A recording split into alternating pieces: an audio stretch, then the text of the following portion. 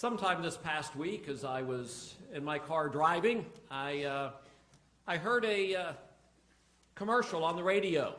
I don't know if you know how it is, being a preacher, and that motor in the back of your mind is just always running, always looking for things that are connecting with what you're going to be talking about and so forth. And well, this one didn't really connect, at least not initially, but it was one of those commercials. They come to the end and it said, brought to you by the Pennsylvania Lottery, please play responsibly. You've heard it too. Well, my mind did something different with that. I heard it, I knew what it was saying, I knew what it meant. The hope of getting a whole bunch for very little, the hope of suddenly becoming rich is just pretty enticing sometimes, and people gamble away all that they have and get nothing back. Please play responsibly. But of course, in my preacher mind, I'm thinking about the Lord's Prayer and this series that we're doing, and I'm thinking, that would be a nice slogan. Please pray responsibly. Well, what in the world could that mean? Well, then I started thinking, life is not a lottery. It may feel like it sometimes, but it's not really. What you do matters. There are consequences to our actions, and we may not be able to choose everything about our circumstances, but we can live out our lives with purpose, and that relates to our praying.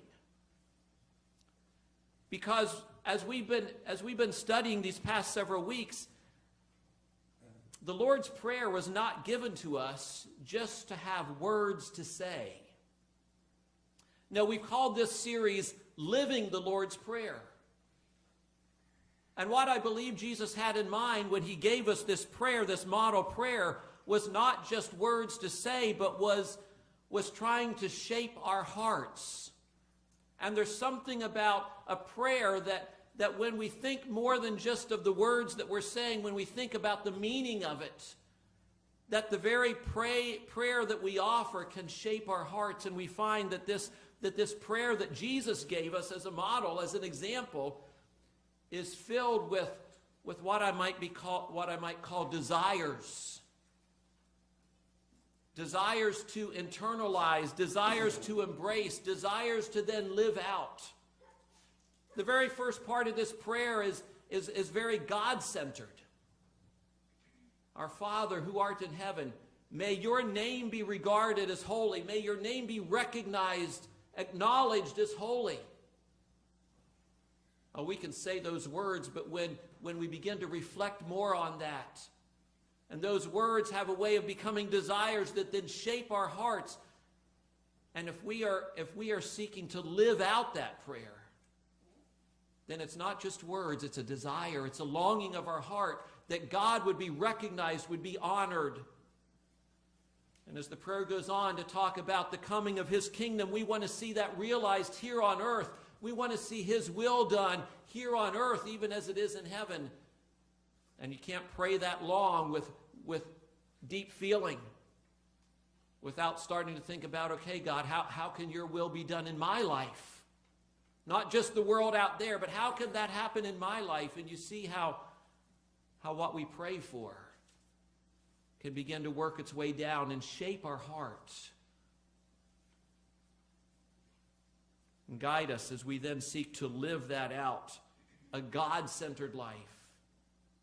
We saw that too with the part of the prayer, give us this day our daily bread. Give us today what we need, and talked about how living that out calls us to a life of contentment, not clamoring after things that will never satisfy, but trusting God, trusting our Father with the basic necessities of life, seeking his honor first, just as that comes first in the prayer, the same way that Jesus said when he was in the Sermon on the Mount talking about all these things we worry about in life, our food, our clothing, all of these worries, and said, no, seek first the kingdom of God and his righteousness.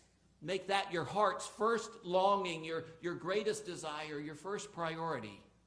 Seek that first, and then trust God to provide what you need. Last week we looked at the part of the prayer that calls us to live forgiven and forgiving. Forgive us our debts, our trespasses, our sins, even as we forgive those who would sin against us. It's not just words.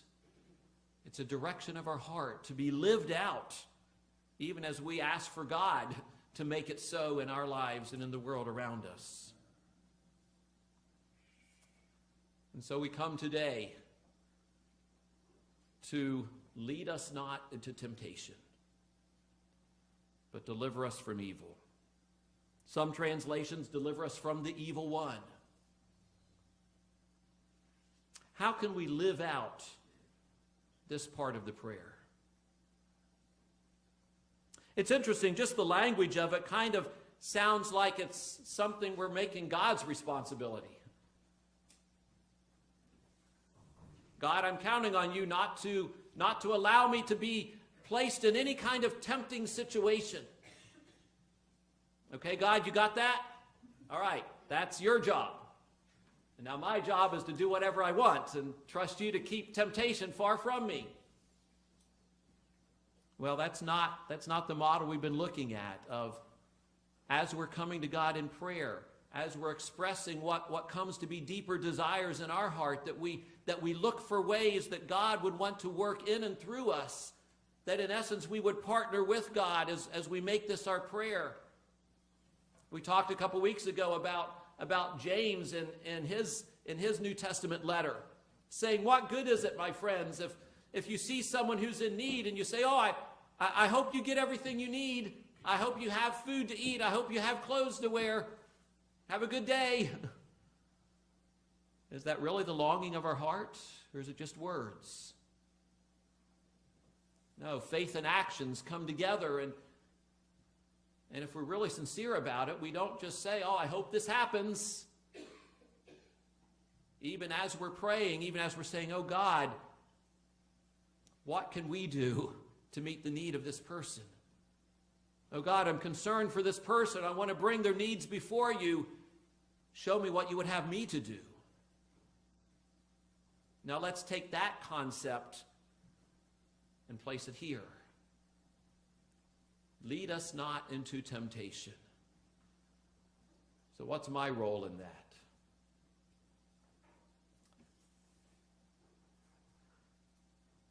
There's a short autobiography I'd like to read for you this morning. Say, what? Autobiography, isn't that like a story of a person's entire life? Well, yeah, but this one only has 5 chapters. You can last that out this morning, can't you? Okay, it's called Autobiography in 5 short chapters. Still not sure if you're with me, are you? Okay. Well, these are really short. And I've shared it before. You'll recognize it. But let's listen to this through the lens of lead us not into temptation, and how do I live out that prayer? Chapter 1. I walk down the street. There is a deep hole in the sidewalk. I fall in. I am lost. I am hopeless. It isn't my fault. It takes forever to find a way out. Chapter 2. That wasn't so bad, was it? Chapter 2, I walk down the same street. There is a deep hole in the sidewalk. I pretend I don't see it. I fall in again. I can't believe I'm in this same place. But it isn't my fault. It still takes a long time to get out. Chapter 3, I walk down the same street. There is a deep hole in the sidewalk. I see it there. I still fall in. It's a habit. But my eyes are open. I know where I am. It is my fault. I get out immediately. Chapter 4, I walk down the same street. There is a deep hole in the sidewalk. I walk around it. Chapter 5, I walk down another street.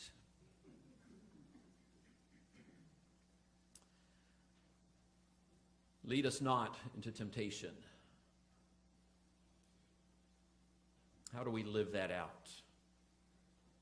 Well, what kind of temptation are we talking about anyhow? There a list of rules someplace? Is that what this is all about? Deliver us from evil? What's on that list? Tell me what it is so I can try to avoid those holes in the sidewalk, right? That's what this is all about, right? Well, yes and no. That is part of what this is all about. But I want to suggest that seeking to live out this prayer goes much deeper than that.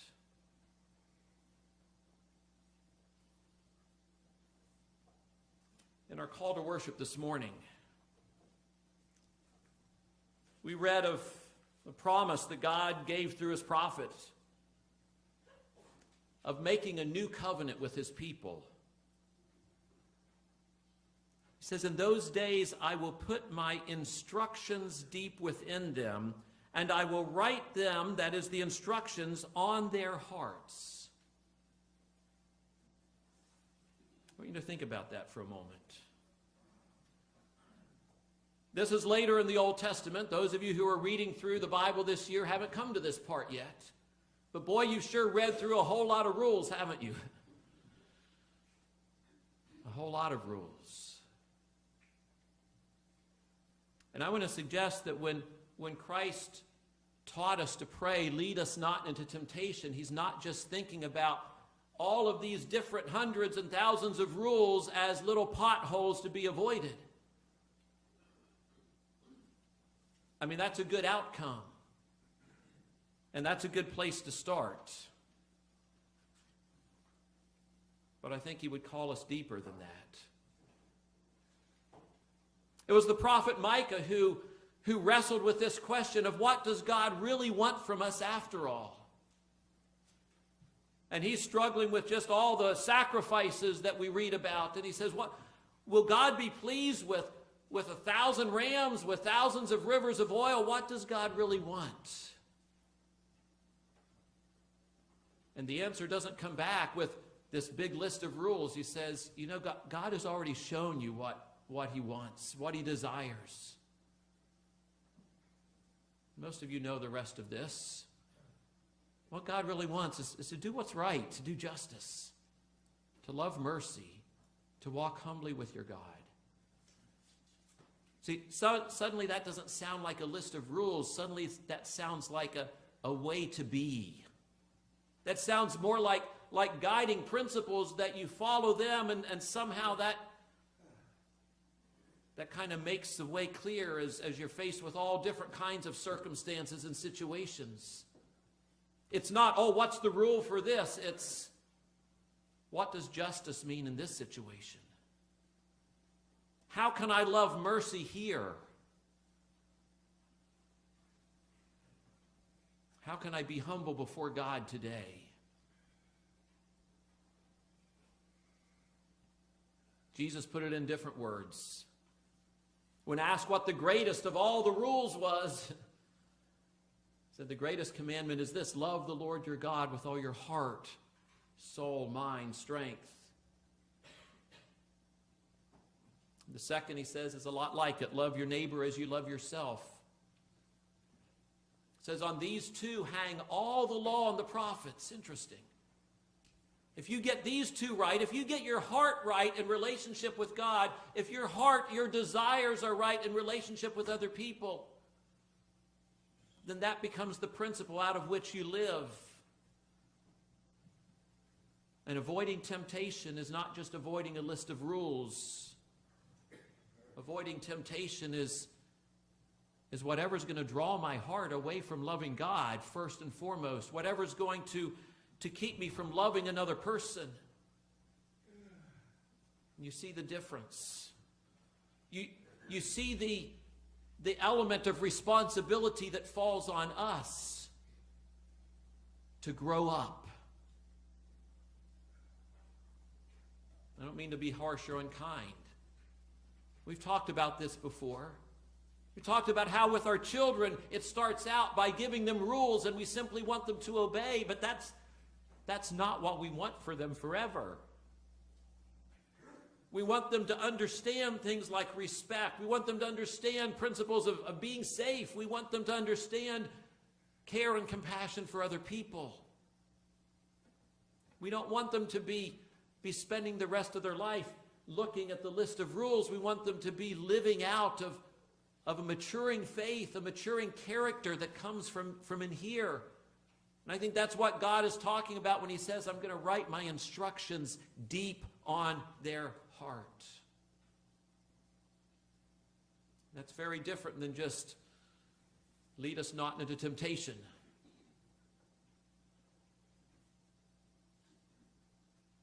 It becomes our responsibility. Always dependent humbly upon God, yes. Our responsibility to seek to walk in right paths for his namesake.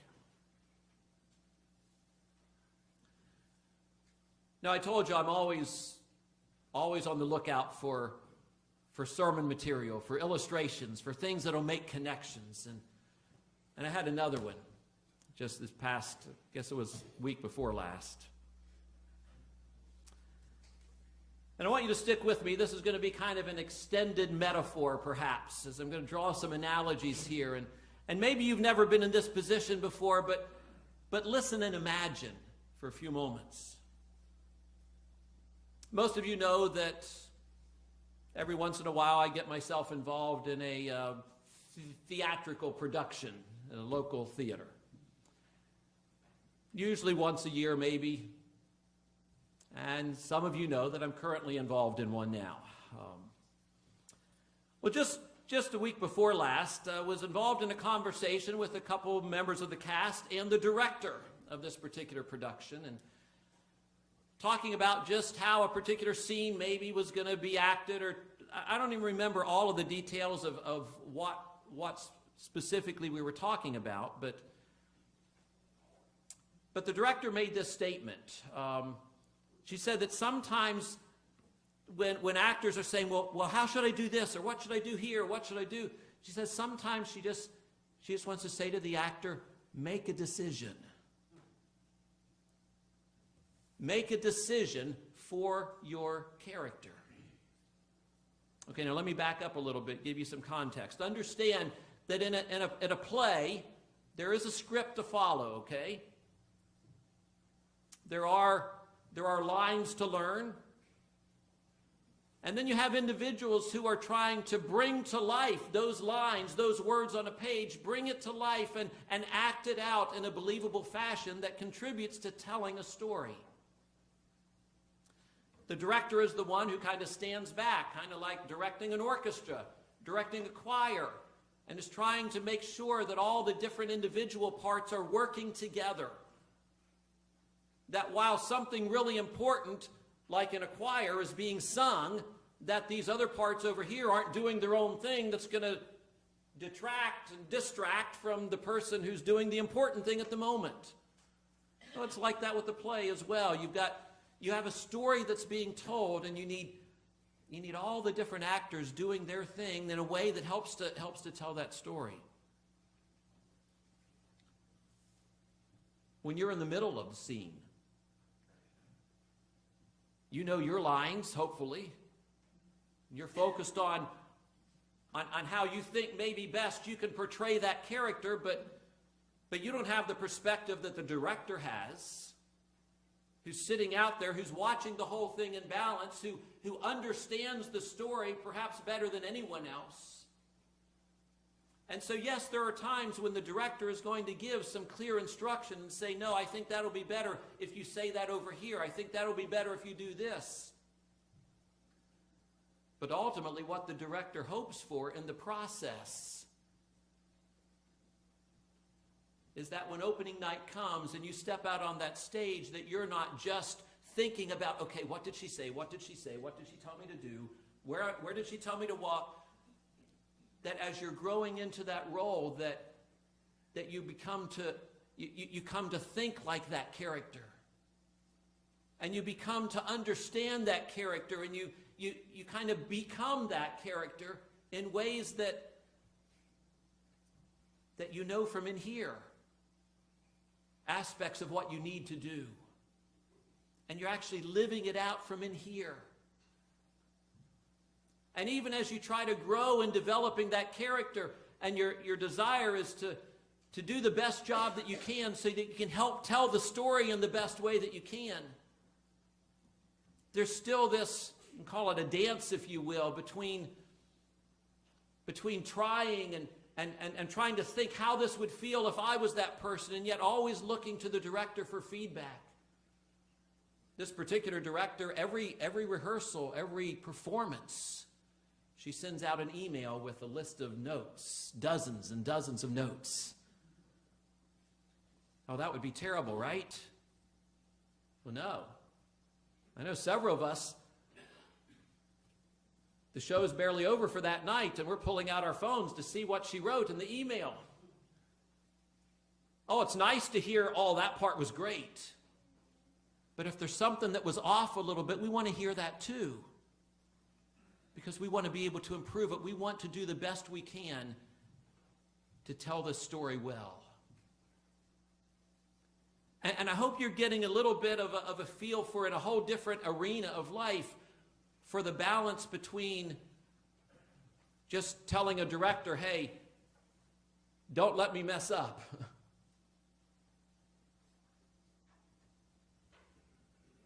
Don't let me ruin the story. Don't let me embarrass myself. Well, the director's going to do her part to help. But boy, there's a whole lot of it that falls on me. Not just remembering the clear instructions, but understanding the character and trying to live that out in a genuine and authentic way on stage for a few moments. Always open to feedback, always open to how can I do this better. You see how there's that cooperation there of trying to tell a story well.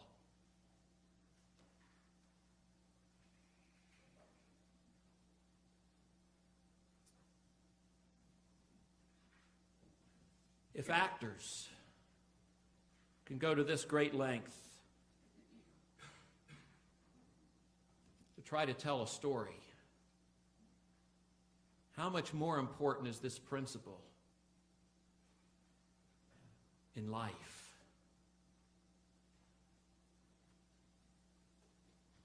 God is the director. He knows the end from the beginning. He knows the story, and He's written a part for you. Have you ever thought of the story of your life being lived out before the world? Have you ever thought of God, please don't let me mess up this story. God, help me to learn what you want for me. Help me to learn what my part in this story is, in your story. Help me to regularly be checking your notes at the end of every day. To be listening, to be reading your principles of living, to come to understand from the inside out so that it's part of my heart.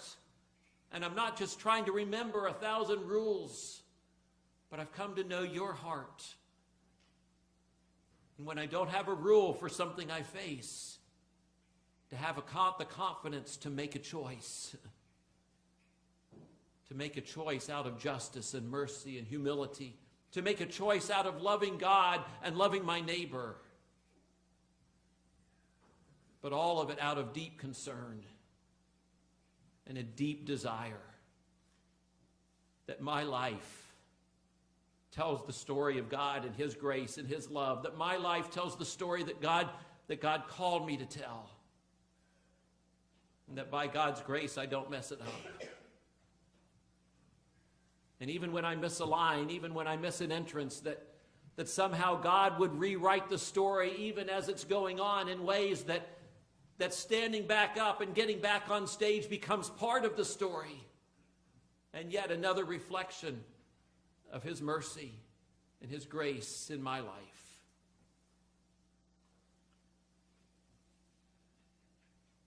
You know, it's interesting. On stage, two different actors in the same role can bring out very different nuances in the same story. This particular show, there's a little girl involved, and we have two of them playing the role, not at the same time.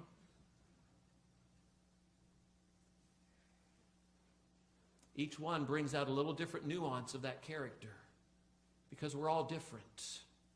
We're unique. And I want to suggest that in this story of life,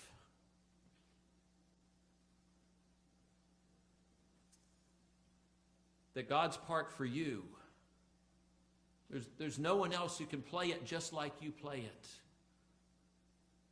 And I hope this is sounding familiar, because every once in a while I come back to this as our themes focus in on God's calling and our purpose in life, how that the way that God's love, let's view it as light kind of refracting through the lens of your life, the way that God's love can show through your life with all of its broken pieces, its successes, its failures, all of what it is, all of your passions, your gifts, your abilities, your past. The way God's love shines through all of that is different than anyone else's. And there are people who need to see the way it looks shining through you.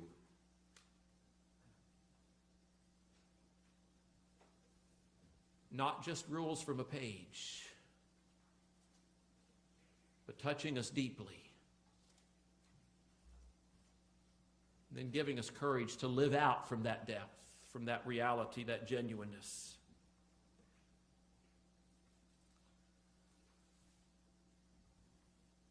I love the refrain from Jason Gray's song, "With Every Act of Love." And this should sound familiar too, because I can't go too many months without reminding you of this too.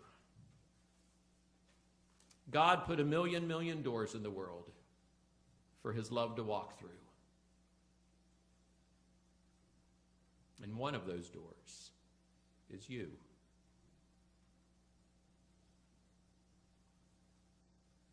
Let's not be content to hastily pray through, "Lead us not into temptation, but deliver us from evil." Let's think about what it means to seek to live a life that matters, that counts, to not mess up the story, to live out who God has called us to be, what God has called us to do, for his glory, for the good of the world around us.